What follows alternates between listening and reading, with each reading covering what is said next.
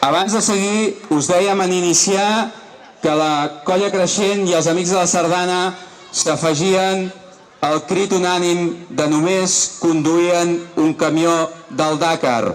Ells són innocents, els volem a casa ja. Per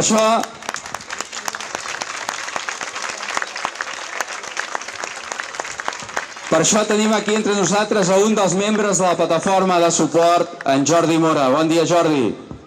Hola, bon dia a tothom.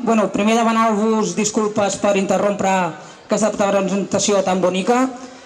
Només comentar-vos que portem tot el cap de setmana recollint firmes per en Jordi i en Xavi.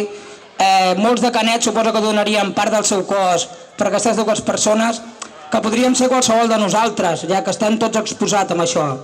I només comentar que estem avui a la Riera Sant Domènec davant de la biblioteca i ara estem dos companys per aquí a la plaça recollint firmes. Tothom té el seu dret a opinar, però crec que, suposo que qualsevol veí que pugui conèixer en Jordi sabria que és una bona persona. Només dir-vos això i moltes gràcies per tot. I només conduïen un camió del Dakar. Gràcies. Un fet important pels que no conegueu en Jordi.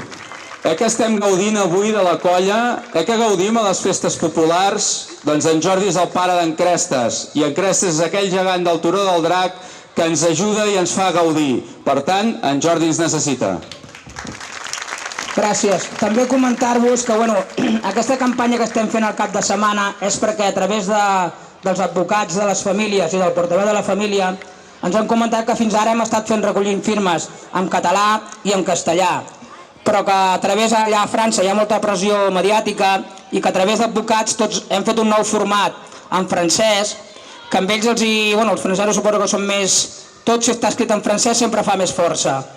I si algú ja ha firmat en diversos establiments que està per aquí Canet, Arenys, Sant Cebrià, Sant Pol, no fa falta que firmi, només la gent que no ha firmat. Per això estem aquest cap de setmana. Si en vez de ser 1.000 en som 3.000, crec que farem més força perquè aquests nois ho necessitaran quan tornin. Gràcies. Gràcies a vosaltres, Jordi, per l'esforç que esteu fent i el suport que els esteu donant.